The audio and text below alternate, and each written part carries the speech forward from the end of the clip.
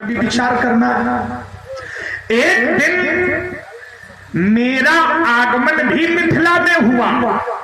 ध्यान से सुनिएगा जरा, बहुत चिंतन का विषय है और इस विषय पर ध्यान केंद्रित करें, कुछ न कुछ नवनीत निकलेगा।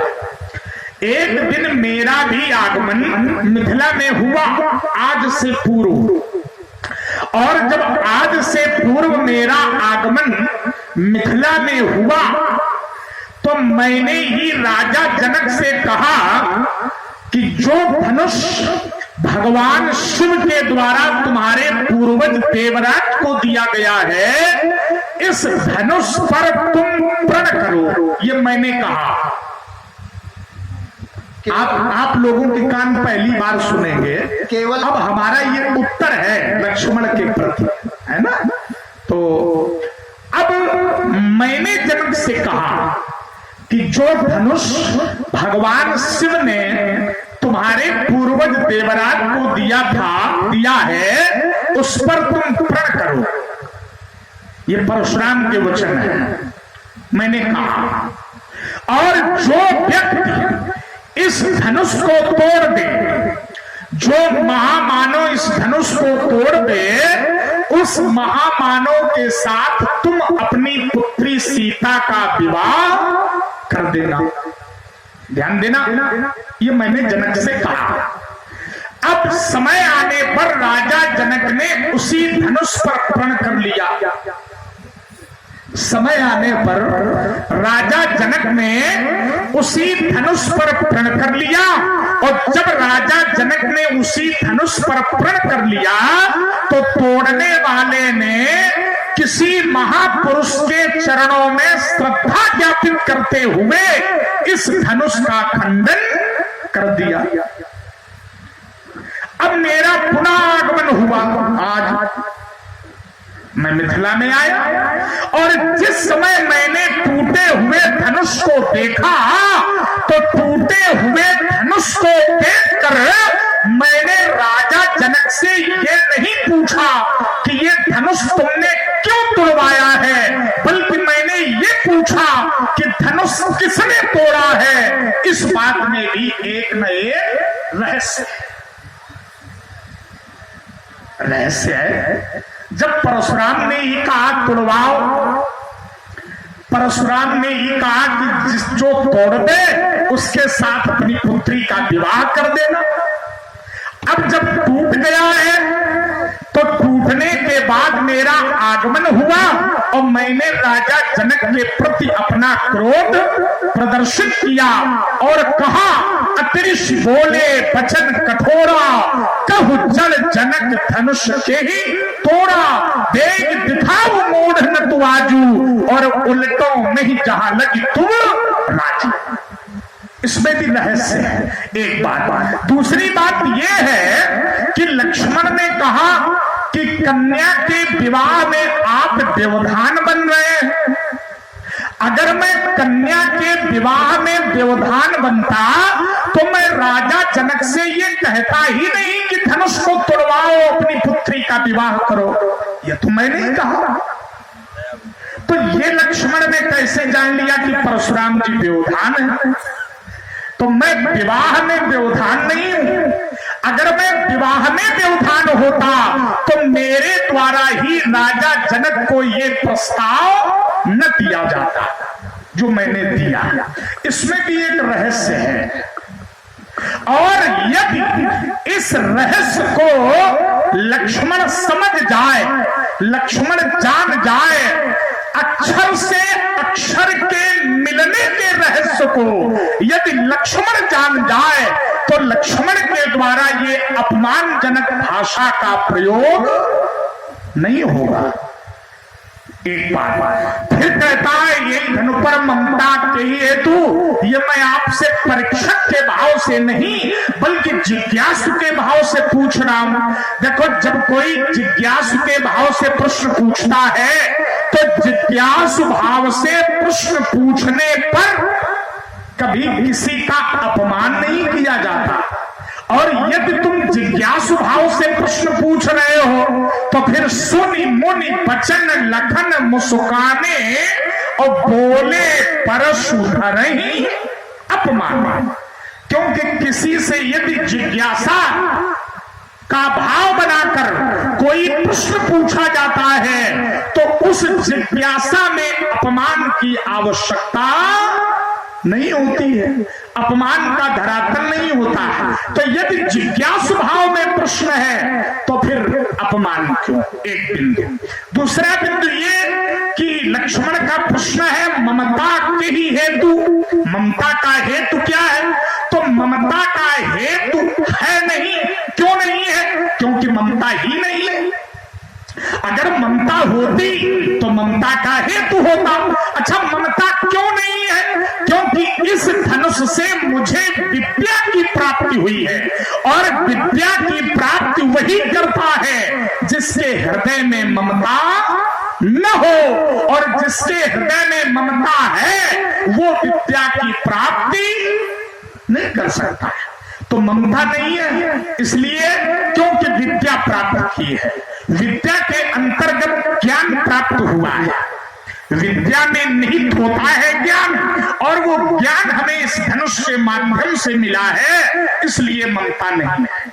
रही बात प्रभु के विरोध की, तो प्रभु का विरोध परशुराम कर रहे हैं, तो कहीं न कहीं से लक्ष्मण को यह भी विचार करना चाहिए कि यदि परशुराम के द्वारा धनुष तोड़ने वाले प्रभु का विरोध किया जा रहा है तो इस बात में भी कहीं न कहीं कोई रहस्य छिपा है। इस रहस्य को जानने का, इस रहस्य को समझने का, इस रहस्य को प्रमाणित करने का विचार यदि लक्ष्मण अपने मन में ही दृढ़ संकल्पित करता है, ठान लेता है कि मैं इस रहस्य को समझूंगा, तो मुझे लगता है कि लक्ष्मण के द्वारा ऐसे प्रश्नों की प्रस्तुति न दी जाएगी। अस्तुरे बालक कालवश बोलत तो हिन सभार, और धनु ही शंकुपुरारी धन विदित सकल संसार। संसार में जितने रहस्य हैं, इनकी सारी लंबी वार्ता का निचोड़ में दिए देता हूं। संसार में जितने रहस्य हैं या परमात्मा में जितने रहस्य हैं, देखिए दोनों बातें हैं, संसार में भी रहस्य है, परमात्मा में भी रहस्य है। संसार के जितने रहस्य हैं उस परमात्मा में निहित है, और जो उस परम तत्व को जान लेता है सारे रहस्य समाप्त हो जाते हैं। और ब्रह्मवाणी का श्लोक कहता है इत्माम यो भी जाना, इस प्रकार से जो मुझे जान लेता है, कर्म भी नशा बद्धते, संसार के कर्म बंधन में नहीं बंधता है, सारे रहस्य खुल जाते हैं। ये ब्रह्मवाणी कहते हैं। अब आइए, महात्मा परशुराम जी ने कहा हमारे अखाड़े का दाव है जो चला रहे हो हमारे ऊपर महात्मा जी। कहते हैं भगवान शंकर ने देवराज को धनुष दिया, इसमें कोई ना कोई रहस्य है। हमको तो ये भी प्रमाण मिलता है एक जगह कि भगवान शंकर ने देवताओं को दिया। प्रीति युक्त सर्वेशाम ददौ महात्मना से कहा गया वहां पर। और जिस समय दक्ष प्रजापति के यहाँ सती जी का जब देहावसान हुआ है तो उस समय इस धनुष को भगवान शंकर ने, पूरी कथा बताने की जरूरत नहीं, प्रसन्न होकर के देवताओं को दिया। एक प्रमाण ये मिलता है। एक प्रमाण ये मिलता है कि देवराज को भगवान शंकर ने दिया। धनुरुद्ध संकुद्धो विधेहे सुमहायसा देवरात राजर से ददौ हस्ते ससारिकम। एक प्रमाण ये मिलता है आनंद रामायण में कि आपने ही दिया। ददौ नभ परार्थम धनु दुरासदम, क्यों दिया? ये रहस्य हम नहीं खोलेंगे, ये हम जानते हैं लेकिन हम खोलेंगे नहीं। क्यों दिया? क्योंकि आपने कुछ जाना, और जब जाना तो फिर रहस्य क्यों रहा? भाई जिस बात को जान लिया जाए तो फिर रहस्य है नहीं। रहस्य तो तब तक है जब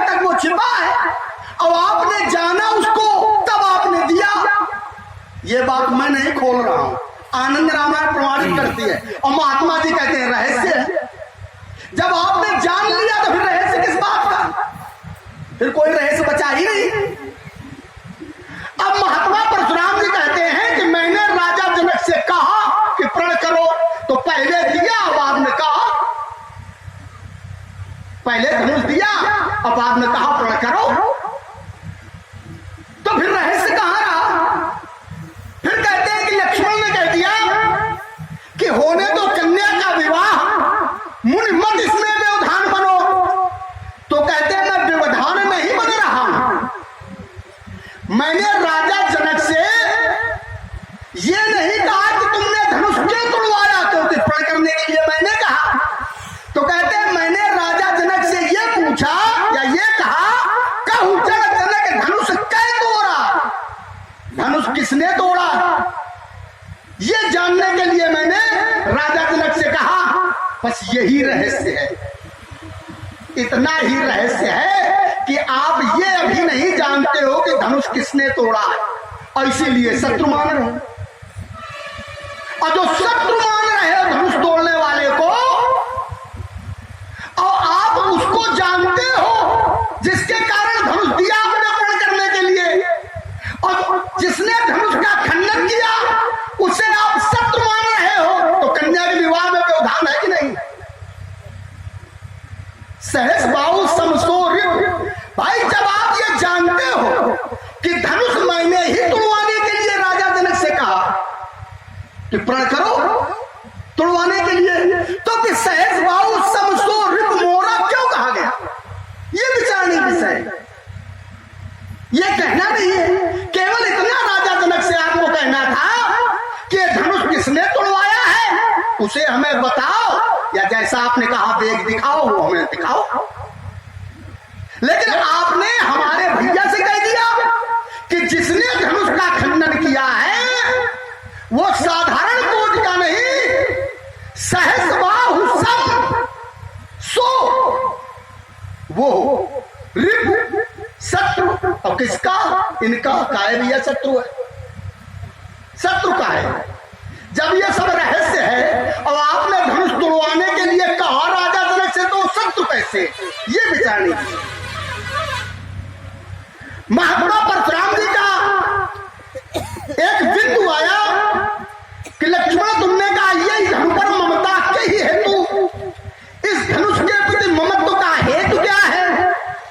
तो कहते हैं लक्ष्मण ने कहा कि ये मैं जिज्ञासु भाव से जानना चाहता हूं। तो कहते हैं जो जिज्ञास भाव से जानना चाहता है तो वो फिर अपमान करके क्यों बोल रहा है, बोले परशुधरण अपमान। देखिए एक एक शब्द पर चिंतन करें। मैंने जिज्ञासा किसके प्रति प्रस्तुत की, जानना मैंने किससे चाहा, और अपमान मैंने किसका किया है। यही मानसकार की रचना में बहुत विशेषता है। लक्ष्मण ने वचन किसके सुने, तो कहा गया सुनि मुनि वचन। फिर अपमान किसका किया गया, तो क्या मुनि का अपमान किया गया, क्या मुनि का अपमान किया गया। तो देखिए यहां शब्द बदल गया, संबोधन बदल गया। किसका अपमान किया गया, बोले परशुधरण, बोले मुनि कह दिया जाता, नहीं कहा, ये मर्यादा। शस्त्रधारी का अपमान कराया जा रहा है, मुनि का अपमान, क्योंकि मुनि रूप का अपमान नहीं किया जा सकता लक्ष्मण के द्वारा, ब्राह्मण का अपमान नहीं किया जा सकता। और महात्मा परशुराम जी के जीवन स्वरूप में दो है, कौन कौन, एक है शांत वेश जो ब्राह्मणत्व का प्रतीक है, जो मुनि का रूप है, और एक है करनी कठिन जो क्षत्रित्व का प्रतीक है, जो कठोर करनी है। तो जो करनी कठिन है यही है बोले परशुधरण अपमाने। और जहां पर जानने की बात है तो मैंने कहा था गोसाई, हे मुनि जी, हे गोसाई जी, ये विनम्रता है। क्योंकि जहां जिज्ञास भाव होती है वहां विनम्रता पहले होती है। तद्भुत प्रणिपातेन तब परिप्रश्नेन, पहले विनम्र हो जाए। और मैंने विनम्रता प्रदर्शित की। मैंने कहा था हे मुनि जी, कहा कि नहीं कहा, मैंने कहा था हे गोसाई जी, कहा कि नहीं कहा, यही जिज्ञास भाव। लेकिन देखिए महात्मा परशुराम जी ने भी 2 बार प्रश्न किया राजा जनक से। एक बार परीक्षक भाव में, पूछत जान अजान जिन बहुर विलोक विदेशन कहो काह अति भीर। एक बार भीड़ का कारण जानना चाहा, लेकिन आगे क्या है, पूछत जान, जानते हैं कारण, फिर भी अजान जिन, अनजान की तरह बन करके पूछ रहे हैं। राजा जनक ने उत्तर भी दिया, समाचार कही जनक सुनाए, लेकिन फिर पूछा, क्या पूछा, अदृश बोले वचन कठोरा, कहू जन जनक धनुष क्या तोड़ा, धनुष किसने तोड़ा। एक ही बार में सारी बातें पूछ लेते, 2 बार का है पूछ रहे, एक बार में ही दोनों बातें पूछ लेते। तो महात्मा जी के पूछने में और मेरे पूछने में बहुत बड़ा अंतर है। तो जो पहली बार आपने पूछा, परीक्षक बन के पूछा, ये दूसरी बार जो पूछा, ये किस भाव से पूछा, ये महात्मा परशुराम जी बताएंगे। क्योंकि पूछने की 2 विधाएं, जिज्ञास भाव और परीक्षक भाव। तो पहली बार आपने परीक्षक बन के पूछा, फिर दूसरी बार जब आपने पूछा कहू जन जनक धनुष कै तोड़ा, ये किस भाव से पूछा गया। तो महात्मा जी मैंने अपमान जो किया है वो परस्पर का किया है, और जो मैंने जिज्ञास भाव में पूछा है, ये ब्राह्मणत्व है, ये मुनि है, गोसाई है, उनके लिए ये विनम्र भाव है। यही है प्रणिपातेन तब परिप्रश्नेन। आपने कहा लक्ष्मण इस धनुष के प्रति मेरी ममता नहीं है। ममता क्यों नहीं है, तो कारण भी बताया गया कि इस धनुष के माध्यम से मैंने विद्या प्राप्त की है, और जो व्यक्ति विद्या प्राप्त कर लेता है उसे ममता नहीं होती है। यहां पर भी भेद है। विद्या भी 2 प्रकार की होती है, परा और अपरा। ध्यान देना, जब कोई जीव या कोई प्राणी परा विद्या प्राप्त कर लेता है तो फिर सांसारिक ममता समाप्त हो जाती है। परा विद्या माने ब्रह्म विद्या, आत्मज्ञान, ब्रह्म ज्ञान। लेकिन जब कोई प्राणी अपरा विद्या प्राप्त करता है तो फिर वो कर्म बंधन में बंधता है।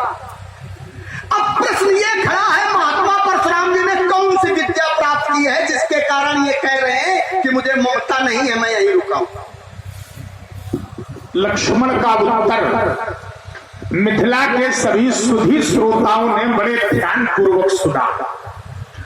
लक्ष्मण ने कहा कि विद्या 2 प्रकार की होती है, एक परा और एक अपरा। परशुराम जी ने फिर इसके प्रकार भी बताए कि एक परा विद्या है जो ब्रह्म ज्ञान है, आत्मज्ञान है, ब्रह्म विद्या है, और एक अपरा विद्या है जो व्यक्ति को कर्म बंधन में डालती है। अच्छा, विद्या 2 प्रकार की है, एक है परा और एक है अपरा। ध्यान देना, एक है परा और एक है अपरा। लक्ष्मण ने कहा कि एक विद्या वो है जो व्यक्ति को कर्म बंधन में डालती है, कर्म बंधन में डालती है। लेकिन शास्त्र कुछ ऐसा कहता है कि विद्या चाहे परा हो और चाहे अपरा हो, लेकिन विद्या व्यक्ति को मुक्त करती है, बंधन में नहीं डालती है। और जो बंधन में डालती है वो विद्या नहीं है, वो अविद्या है। मैंने ये जाना, तुमने कहा कि विद्या के 2 प्रकार, पहली परा और दूसरी अपरा। तो जो अपरा विद्या है वो व्यक्ति को बंधन में डालती है, कर्म बंधन में, ये इन्होंने कहा। और मैं ये कह रहा हूं कि विद्या चाहे परा हो चाहे अपरा हो, लेकिन विद्या कभी व्यक्ति को बंधन में नहीं डालती, बल्कि अविद्या व्यक्ति को बंधन में डालती है। क्योंकि अविद्या के जो 5 प्रकार शास्त्रों में बतलाए गए हैं, समय आने पर वो 5 प्रकार हम बताएंगे कि कौन कौन से हैं। तो अविद्या के 5 प्रकारों में ही एक प्रकार बंधन का पर्याय है। इसलिए विद्या कभी भी व्यक्ति को बंधन में नहीं डालती, और इसका प्रमाण भी है। विद्या वही है जो व्यक्ति को मुक्त करती है।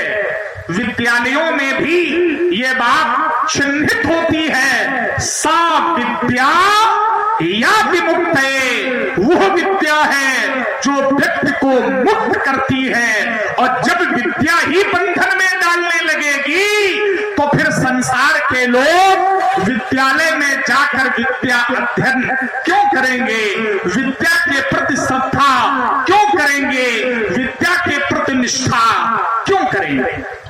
मुझे ये लगता है कि आदि शक्ति माता भगवती का एक रूप भी विद्या का ही है। आदि शक्ति जो माया है वो विद्या ही है। तभी तो भक्त कहते हैं, या देवी सर्वभूतेषु विद्या रूपेण संस्थिता, नमस्तस्यै नमस्तस्यै नमस्तस्यै नमो नमः। ये कहते हैं कि विद्या बंधन में डालती है। शास्त्र कहता है कि विद्या चाहे परा हो चाहे अपरा हो व्यक्ति को मुक्त करती है। ये कहते हैं कि विद्या बंधन में डालती है। अब इसका निर्णय कैसे हो? बिल्कुल सफाई के साथ होना चाहिए। अगर समय दो, हम पूरा समय देंगे, लेकिन इस स्वभाव में एक परिवर्तन कर लो कि पहली प्रस्तुति में भी तुमने 3 बार आना किया, और इस बार भी तुम जो है बाल स्वभाव कभी नहीं जाए। बाल स्वभाव ये नहीं, बाल स्वभाव है, लेकिन बाल स्वभाव की जगह बाल स्वभाव स्वीकार करेंगे। लेकिन अब बाल में भी किशोरावस्था है तुम्हारी, इसलिए सत और असत का विवेक भी तुम्हें होना चाहिए। इस पर भी विचार हो। तो पहला, और अगर चाहते हो तो हम तो चुटीले के लिए जाने जाते हैं। क्यों प्रकाश भैया, चुटीले जो हमारा अब देखो मानेगा नहीं, बोलेगा जरूर। चुटीले और अगर तुम्हारा मन है तो हम यहीं रुक गए। नहीं, आप कौन सी अरे ना, अब आप नहीं बोले, आप रुक गए। अब एक ही बिंदु पर निर्णय होता चले। सहज भाव में हूँ, बिल्कुल सहज। मैं बिल्कुल सहज भाव। आप अगर बोलना चाहे तो मैं बोल सकता है। हम जानते हैं कि बछिया के कितने दांत हैं। बछिया के दांत नहीं जानते, भी हमें पता है ना। बछिया के दांत तुरंत कहा कि हम रुक रहे हैं, बिल्कुल सहज भाव। यद्यपि लक्ष्मण का भाव परशुराम के प्रति सहज नहीं होना चाहिए, लेकिन कह रहा कि हम सहज भाव से रुक रहे हैं। तो चलो ठीक है, इतना कर दिया तुमने हमारा काम, हम सहज भाव में रुक रहे हैं, बस हमारा हो गया।